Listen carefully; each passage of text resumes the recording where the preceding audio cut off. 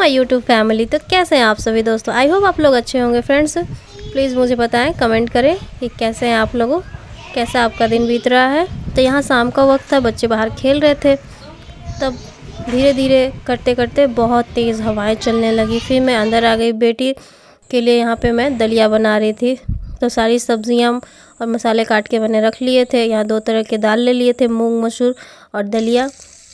और फिर यहाँ पे मैं घी डाल के प्याज लहसुन अदरक मिर्च को डाल के अच्छे से फ्राई करती हूँ। फिर दलिया डाल के थोड़ी देर भूनती हूँ और फिर इसमें हल्दी नमक डाल के पानी डाल के और टमाटर डाल के चढ़ा देती हूँ। तब तक मेरी बेटी आ जाती है, रोने लगती है। फिर मैं उसे गोदी लेके ही इधर दलिया चढ़ाती हूँ। फिर कुकर में चढ़ाने के बाद जब मैं बाहर निकलती हूँ तो देखती हूँ कि हवाएं बहुत तेज़ चलने लगी हैं। पता नहीं आजकल क्या हो रहा है।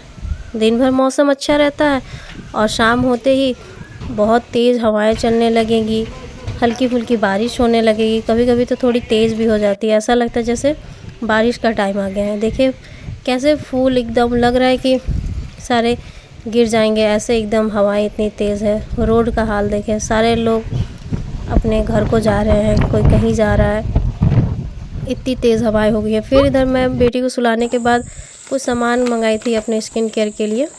मेरे स्किन केयर की भी एक चैनल है, दिव्या स्किन केयर। वहाँ पे मैं रोज़ वीडियोस डालती हूँ अपने स्किन केयर के बारे में। तो उसी के लिए मैं कुछ सामान मंगाई थी। तो यहाँ पे मैं आइस रोलर मंगाई थी, क्योंकि ऐसे क्यूब में आइस लगाना थोड़ा सा दिक्कत हो रहा था। तो मैं सोची चलो आइस रोलर मंगा ले रही हूँ, इससे फेस पे आइस लगाना ज़्यादा ईजी होगा। तो मैं ये मंगा ली थी और ये अच्छा आया था। मैं इसमें बर्फ़ भी जमा के देखी, अच्छे से बर्फ़ जम जाती है इसमें। तो वही मैं देख रही थी खोल के ये कैसा है क्या है। इसके बाद मैं एक फेस मसाजर भी मंगाई थी जो स्टोन की आती है। बहुत दिनों से मैं देख रही थी, सारे लोग यूज़ कर रहे थे, तो मैं सोची चलो मैं भी मंगाती हूँ इसे। ये स्किन पे एकदम बहुत ही अच्छे तरीके से बैठ जाता है। आप इससे मतलब अगर अपने फेस पे कुछ नहीं तो नारियल तेल भी लगा के, एलोवेरा जेल लगा के, कुछ भी लगा के अपने फेस के मसाज करें, या फिर दही भी लगा लें, दूध की मलाई लगा लें और फिर इससे अपने फेस की मसाज करें, आपके फेस बहुत ही अच्छी टाइट हो जाएगी दोस्तों। फिर यहाँ पे मेरी जेठानी है जो सब्ज़ी बना के चली गई थी और फिर मैं इधर आ गई थी रोटी बनाने। देवरानी जेठानी कैसे रहते हैं मैं आपको आज बताती हूँ। यहाँ पे मैं और मेरी जेठानी हम लोग साथ में ही रहते हैं। तो हमारे घर में कोई लड़ाई झगड़ा, कोई किचकिच नहीं होती है। क्यों?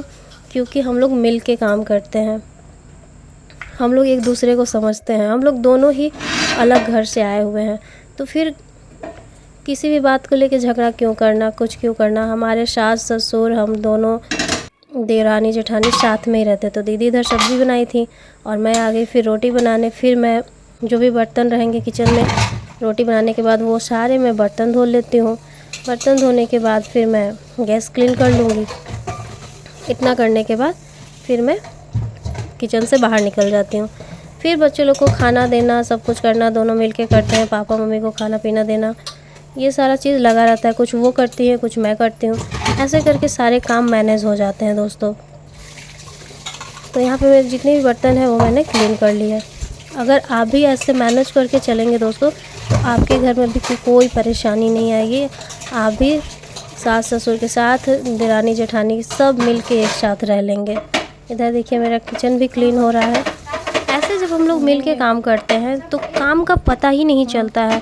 कुछ काम वो कर देती है, कुछ काम मैं कर देती हूँ और ऐसे करके सारा काम ख़त्म भी हो जाता है। किसी की एक के ऊपर बर्डन भी नहीं पड़ता है। लेकिन फील तब होता है जब कोई कहीं एक चला जाता है। तो बातों ही बातों में मेरे क्लीन हो गई थी किचन। और फिर यहाँ मैं अपने बेटे के लिए खाना लेके जाती हूँ, उसे खाना देती हूँ और फिर उसे खाना देने के बाद फिर इधर मेरी बेटी भी सो के उठ जाती है। तो फिर मैं उसे भी खाना खिलाती हूँ। जो मैं उसका दलिया बनाई थी बट वो बहुत ज़्यादा रो रही थी, बहुत परेशान कर रही थी, सो के उठी थी ना इसलिए।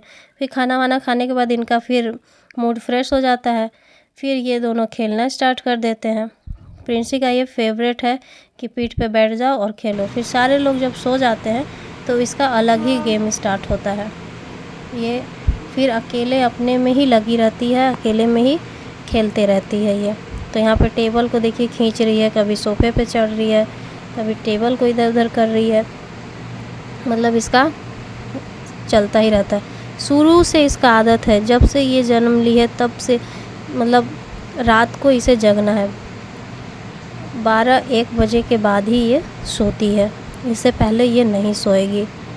मतलब जैसे जैसे रात होगा ये पता नहीं इसके अंदर कहाँ से एनर्जी आता है, ये चार्ज हो जाती है। अब इधर रूम में आ गई है, अब रूम में ये खेलेगी। पानी रखा हुआ है, पानी पी रही है, उससे खेल रही है। फिर इसको कुछ मंचिंग का मन भी कर जाता है, फिर पानी पीते पीते फिर इसे कुछ खाने का भी याद आ जाता है।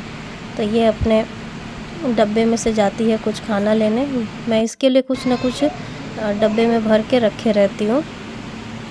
तो भैया को परेशान करने के बाद ये जाती है, अपना डब्बा लेती है और खाती है। खाने के बाद फिर उसे जगह पे रख देती है। ये मेरे बच्चों का अच्छा हैबिट है कि वो जो चीज़ जहाँ से उठाते हैं वहीं पे रखते हैं, इधर उधर सामान कुछ भी नहीं फेंकते हैं।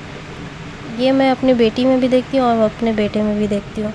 ये लोग सामान इधर उधर नहीं फेंकते हैं, इनमें ये हैबिट नहीं है। फिर सब कुछ करने के बाद बच्चे मेरे सो जाते हैं, बेटी भी सो जाती है। सुबह फिर बज जाते हैं 6 बजे। मैं अपने बेटे को उठाती हूँ, उसकी आँख भी नहीं खुलती है। फिर मैं उसे उठा के बोलती हूँ चलो बाहर निकलो, तो उसे बाहर ले जाके फिर बोलती हूँ ब्रश करो। फिर वो ब्रश करता है, ब्रश करने के बाद नहाता है, फ्रेश होता है। फिर मैं उसे रेडी करती हूँ स्कूल के लिए। थोड़ी सी मॉइस्चराइज़र पाउडर और कंघी करके उसे मैं रेडी कर देती हूँ। अब इनका रोज़ का अब यही रूटीन है। आज से नया रूटीन इनका स्टार्ट हो गया है। इतने दिन तो समर वेकेशन चल रहा था, घर में थे, पर अब इनका रोज़ का स्कूल जाना, रोज़ का आना, ट्यूशन जाना, ट्यूशन से आना, अब इनका यही चलेगा। फिर मैं इसे दे देती हूँ खाना, ये अपना रोटी सब्ज़ी खाता है। फिर इसकी डिमांड होती है आलू पराठे की, तो मैं इसके लिए आलू पराठा बनाती हूँ।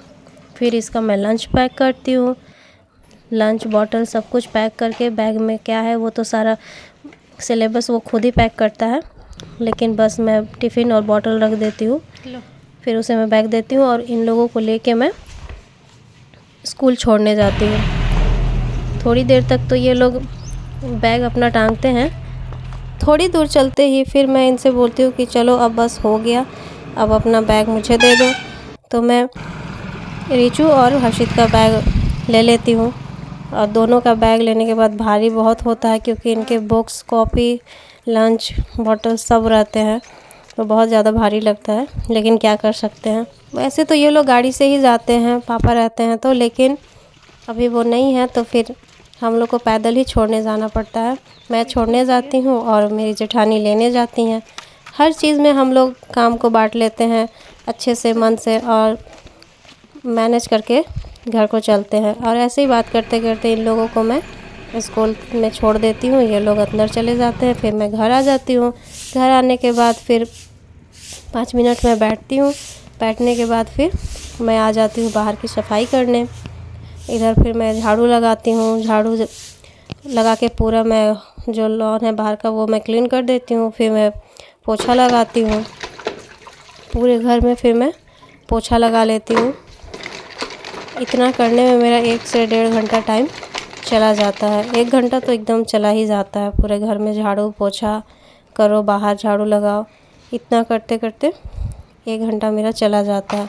और मैं इधर कर रही हूँ तो फिर मेरी जेठानी जो है वो किचन में कर रही हैं, वो किचन में खाना बना रही हैं। पहले मैं ही खाना बनाती थी, लेकिन मेरी बेटी अब छोटी सी है तो मैं खाना नहीं प्रॉपर तरीके से बना पाती हूँ। इधर देखिए मैं उधर काम करके आई तो इधर मेरी जेठानी रोटी बना के रखी थी, फिर इधर सब्जी, फिर चावल और इधर दाल, सारा खाना बना के किचन क्लीन करके वो रख दी थी। फिर ऐसे ही फिर पूरा दिन निकल जाता है। फिर इधर बच्चे का शाम का टाइम हो जाता है, अभी इनकी ट्यूशन की छुट्टी चल रही है तो ये लोग शाम को बाहर खेल रहे थे। तो दोस्तों ऐसी वीडियोस देखने के लिए मेरे चैनल को सब्सक्राइब करें।